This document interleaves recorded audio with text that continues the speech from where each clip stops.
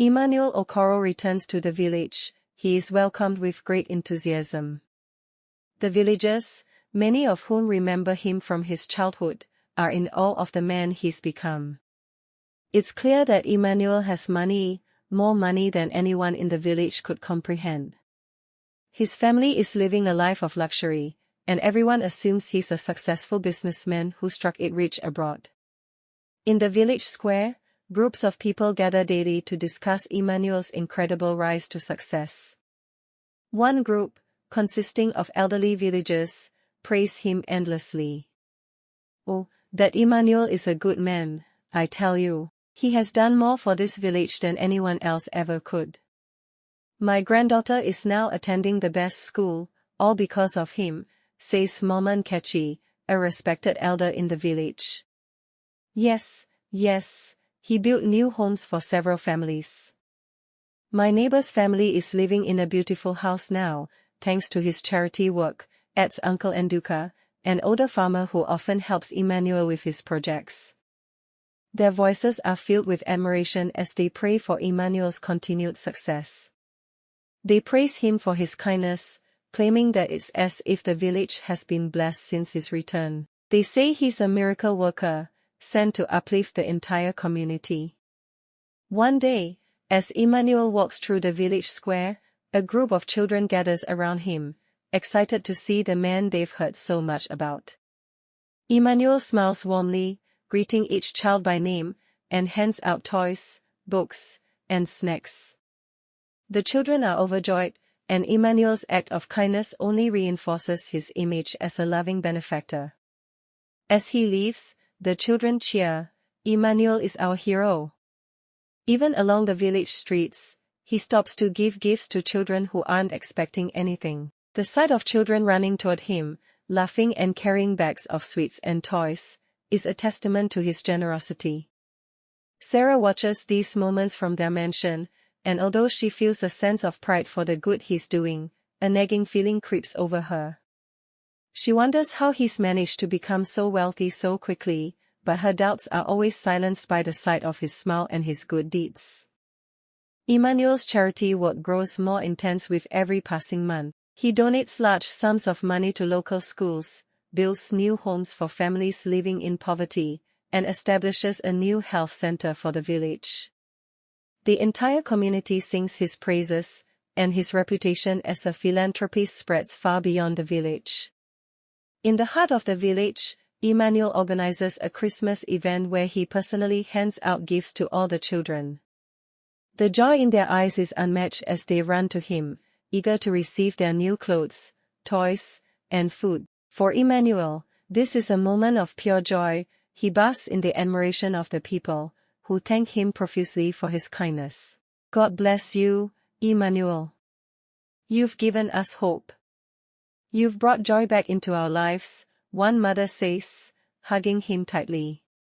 But Emmanuel's true intentions remain hidden behind a mask of charity. At night, however, the atmosphere changes. In the silence of the mansion, he retreats to his secret room, locking the door behind him. Despite his many acts of charity, Sarah and others begin to notice that Emmanuel spends more and more time alone.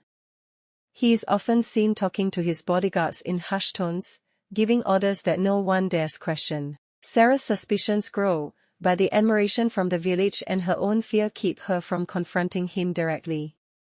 Emmanuel's bodyguards, Chijiok, a tall, imposing figure, and Obina, a quiet and stoic man, are the ones who help him carry out the darker side of his operations.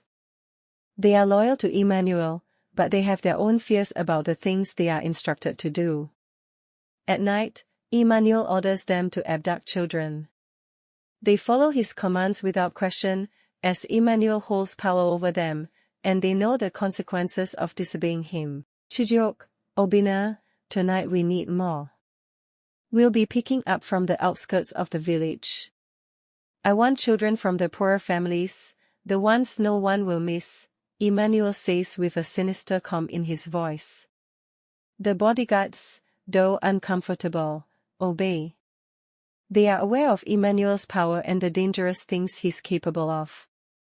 As they leave to carry out the abduction, Emmanuel stands at his window, watching the darkness settle over the village. He feels no remorse, only the thrill of knowing that the sacrifices are necessary for his power. Each time Emmanuel shakes a child, he performs a chilling and gruesome ritual that allows him to take away the child's destiny and render them powerless. He has mastered an ancient, forbidden practice that involves stealing the child's fate, an act that gives him control over their future and ensures that the child will live a life filled with misery, stagnation, and despair. The ritual begins with Emmanuel selecting a child, often from a poor family or an orphaned one, to claim during one of his charity trips. These children are often innocent, unknowing, and unsuspecting of the evil that is about to befall them. To the outside world, it may seem like Emmanuel is simply sharing love and kindness, but in truth, he is setting the stage for something far darker. Emmanuel leads the child into a secluded area, either a hidden room or a quiet corner of the village, where no one can see. He would typically speak to the child softly, his voice calm and soothing, masking the underlying malevolence. He reassures them that nothing is wrong, that they are safe in his presence. The moment Emmanuel shakes the child, whether by the hand or, in some cases, the shoulders, he channels his dark powers. His touch is not just physical, it is spiritual. The shaking causes a brief jolt of energy, as if the child's soul is momentarily disconnected from its rightful place in the universe. In that instant, Emmanuel draws from the child's energy, stealing their destined path, their purpose in life, their future potential, and their will to succeed. It is as though Emmanuel is absorbing the child's future essence, locking it away for his own purposes. The child's spark, the unique quality that could have led them to greatness, is now extinguished, consumed by the ritual. This stolen energy becomes part of Emmanuel's power, enhancing his influence over people and allowing him to manipulate the world around him. As a result of the ritual, the child is left forever altered. The first sign that something is wrong begins shortly after the ritual is performed. The child's energy and vitality seem to fade, replaced by an overwhelming sense of confusion and lethargy. They no longer excel at school or show any real ambition. The sparkle in their eyes, that potential, is gone. In the years to come, the child begins to live a life of struggle. They may try hard to succeed, but every attempt seems to fail. Whether in academics, relationships, or career paths, they will constantly face roadblocks, as if some invisible force is holding them back. They'll experience a profound sense of unfulfilled potential, not understanding why life seems so difficult, even when they try their hardest. For some of the children, the effects of Emmanuel's ritual are even more disturbing. Over time, their mental faculties begin to deteriorate. What starts as an inability to focus in class or trouble with memory soon turns into complete cognitive decline. By the time these children are teenagers or young adults, many of them will become shells of who they could have been. For some, the ritual makes them lose their ability to think clearly, turning them into imbeciles, people who struggle with basic tasks and live in a haze of confusion. It's as though their mind is forever trapped in a fog, unable to function as it should, unable to achieve anything meaningful in life. No one can trace this deterioration to a specific event, and because the change is gradual, spanning many years, no one ever connects it to Emmanuel. By the time the child reaches adulthood, they may appear completely normal to the outside world, until their failure to progress in life becomes so apparent that people start to pity them. These children, now adults, may end up in care homes or in the streets, their potential snuffed out, their lives rendered meaningless. Emmanuel's genius as a ritualist lies not just in his dark powers, but in his ability to manipulate time. The changes he causes in the children he targets are subtle and take years to fully manifest. He ensures that his rituals don't produce immediate effects. Instead, the stolen destinies unravel slowly, over time, making it nearly impossible for anyone to connect the dots back to him. In the first few years after the ritual, the child may still appear to lead a normal life, but something feels off. Teachers may notice they struggle to keep up in class, or their grades drop unexpectedly. But people attribute these changes to lack of focus or environmental factors, never considering that there might be something deeper at play.